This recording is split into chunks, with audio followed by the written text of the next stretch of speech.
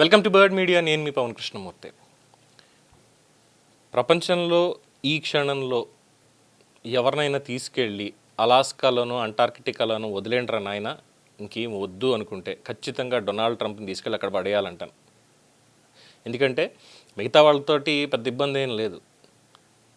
ఏ నేత కూడా ఉద్రిక్తంగా ఉండాలి లేదంటే ఇంకోటి చేయాలనేటువంటి ఒక అన్రెస్ట్ క్రియేట్ చేసేటువంటి డైలాగ్స్ కానీ ఏది ఎక్కడ ఏం కనిపించట్లా.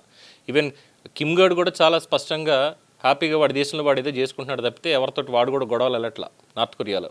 అలాంటిది ఈ ట్రంప్కి ఏమొచ్చిందో తెలీదు. ప్రతి దాంట్లోనూ వేలు పెట్టాల్సిందే.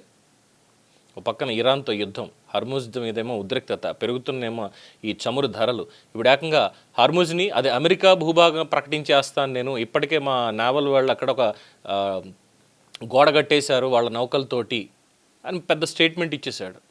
సో ఇప్పుడు ఎలా ఉందంటే ఈ తీసుకునే ప్రతి నిర్ణయం కూడా అమెరికా సరిహద్దులు దాటి ప్రపంచాన్ని కుదిపేస్తుంది. అమెరికాని బాగు చేసుకోరని నాయన అంటే లేదు లేదు, నేను ముందు ప్రపంచాన్ని నేను ఇది చేసేస్తాను, నేను ప్రపంచం అంతా నాకు పాదాక్రాంతం అయిపోవాలి అనేటువంటి ఒక దరిద్రగొట్ట ఆలోచనతోటే ఉన్నాడు తప్ప ఇంకొకటి ఏమీ లేదు. సో ఈ హర్ముజ్ని ఇప్పుడు అది అమెరికా భూభాగంగా మార్చేస్తాను నేను, దాన్ని ప్రకటించేస్తాను ఖచ్చితంగా. ఇప్పటికే మా నేవల్ వాళ్ళందరూ కూడా అక్కడికి వెళ్ళిపోయి ఉన్నారు. ఒక నౌక కూడా అక్కడి నుంచి కదలదు. అంటే ఏం చేద్దామని? హర్ముజ్ అంటే అదేమి సాధారణ సముద్ర మార్గం కాదు. మొత్తం ప్రపంచంలో ఉన్నటువంటి అన్ని దేశాలకి చమురు గ్యాస్ సరఫరాకి చాలా కీలకమైనటువంటి జలసంధి. అక్కడ ఉద్రిక్తత పెరిగింది అంటే దాని ప్రభావం ఒక ఇరాన్కో అమెరికాకో పరిమితం కాదు. మొత్తం ఈ ఫ్యూల్ ప్రైసెస్ అన్నీ కూడా పెరిగిపోతాయి, ట్రావెల్ ఎక్స్పెన్సెస్ పెరిగిపోతాయి, ద్రవ్యోల్బణం పెరుగుతుంది. దాని భారం మొత్తం ప్రపంచ ప్రజల మీద పడుతుంది. ట్రంప్ గాడికి బాగానే ఉంది, సంపాదించుకున్నాడు, లోపలికి వచ్చిన మూటలు మెక్కుతూ ఉంటాడు. సో అయితే ఇక్కడ ఇరాన్ ఏం చేస్తుంది? ఇరాన్ ఏమో ఇది కొట్టిపరుస్తుంది. హర్ముజ్ని ఎవరు నియంత్రించాలనేది అమెరికా నిర్ణయించలేదు, ఆ హక్కు అమెరికాకి లేదు అని చెప్పి స్పష్టం చేసింది. సో ఇప్పుడున్నటువంటి ఈ యుద్ధ ఉద్రిక్తత మరింత ప్రమాదకర దిశకు చేరుతుండడంలో మాత్రం ఏమాత్రం అతిశయోక్తి అయితే లేదు. సో ప్రపంచంలోనే అత్యంత శక్తివంతమైన దేశానికి అధ్యక్షుడిగా ఉన్నటువంటి ఈ ట్రంప్ నిర్ణయాలు అమెరికాని ప్రభావితం చేస్తే ప్రపంచం మాట్లాడుకుంటుంది, ఎస్ అమెరికాని చూడండి ట్రంప్ ఎలా చేశాడో, చాలా చక్కగా ఇచ్చేశాడు, లేదంటే అమెరికాని పతనం చేశాడు, ఏదో ఒకటి ఉండేది. కానీ మామూలుగా మనకు ఒక సామెత చెప్తారు, ఇంట గెలిచి రచ్చ గెలవాలి అని చెప్పని. ఇక్కడ ట్రంప్ది ఎలా ఉందంటే నా ఇల్లు కూలిపోవడంతో పాటుగా ప్రపంచం కూడా కూలిపోవాల్సిందే, అవసరం లేదు నాకు, ఇదే రకమైనటువంటి పంథా ఉంది.